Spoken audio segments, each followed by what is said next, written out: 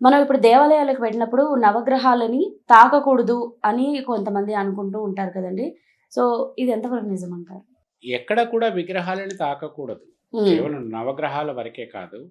ఎక్కడ కూడా తాకకూడదు. ఎందుకు మనకి పూజ్యనీయులైనటువంటి మహర్షులు, సన్యాసులు వీళ్ళున్నారు. వాళ్ళని చూస్తే అర్థమైపోతుంది. వాళ్ళని తాకటం అంత వరస్ట్ థింగ్ ఇంకొకటి లేదు. పాదాలకు నమస్కరించటం అంటే పాదాలని స్పృశించటము ఇట్లాంటివి చేయకూడదు. వాళ్ళు ఒక పద్ధతిలో ఉంటారు. వాళ్ళని మనం అట్లా డిస్టర్బ్ చేయకూడదు. హ్మ్. మన పాదాలను కూడా ఎవరిని ముట్టుకోనివ్వకూడదు. దానికి చాలా ఉన్నాయి రీజన్స్. అలాంటిది దేవుని విగ్రహాలను ఇట్లాంటివి ఉన్నప్పుడు అసలు ముట్టుకోకూడదు.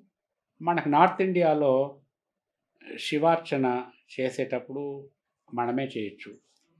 అక్కడ అభిషేకం మనమే నీళ్లు పోసి చేయవచ్చు. ఇటువంటి నియమాలు లేని దగ్గర ఏం పర్వాలేదు. కానీ ఇక్కడ నవగ్రహాలు ఇటువంటివి ఉన్నప్పుడు ఎందుకు గర్భగుడిలోకి ఎవరిని వెళ్ళనివ్వరు. అదొక నియమం. అలాగే నవగ్రహాల చుట్టూ కూడా మీరు ప్రదక్షిణ చేయవచ్చు కానీ ముట్టుకోకూడదు. శై తైలాభిషేకం చేయటానికి శనీశ్వరుడికి అప్పుడు కూడా ముట్టుకోరు. పైనుండి పైనుంచి తైలాభిషేకం వేస్తారు. చేస్తారు. అది కూడా కొన్ని ప్రత్యేకమైన రోజుల్లో చేయాలి. ప్రతి శనివారం అట్లా చేయకూడదు. తెలియక అన్నీ చేసేస్తూనే ఉంటారు. సో, ఎప్పుడు కూడా నవగ్రహాలను కానీ ఏ విగ్రహాన్ని కూడా ఎక్కడ కూడా మనము ముట్టుకోకూడదు, స్పృశించకూడదు. దూరం నుంచే ఆ ప్రకంపన వీలైనంత దగ్గరగా వెళ్ళి దండం పెట్టుకోవచ్చు. కానీ ఎప్పుడు కూడా వాటిని ముట్టుకోకూడదు. ముట్టుకోవటం వల్ల ఏమిటి నష్టం ఏమిటి అంటే మనకే నష్టం. విగ్రహానికి ఏమి నష్టం ఉండదు. ఆ ముట్టుకునే అర్హత మనకుందా ఫస్ట్. ఎందుకంటే అక్కడ ఎంతో శాంక్టిటీ మెయింటైన్ చేస్తారు. ఎంతో పవిత్రత మెయింటైన్ చేస్తారు. మనము అంత ఉంటే అప్పుడు అది వేరు. కానీ ఎట్టి పరిస్థితుల్లో మనం అంత పవిత్రత మెయింటైన్ చేయలేము.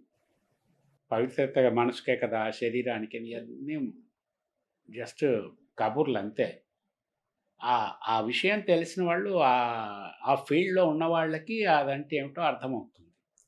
So, we are not that మనమంత పవిత్రంగా ఉండం మనం. ముట్టుకోకపోతే ఏమైంది? ఆ ప్రకంపనలు చాలు కదా! ప్రత్యేకించి నవగ్రహాలలో ఎప్పుడు ముట్టుకోం.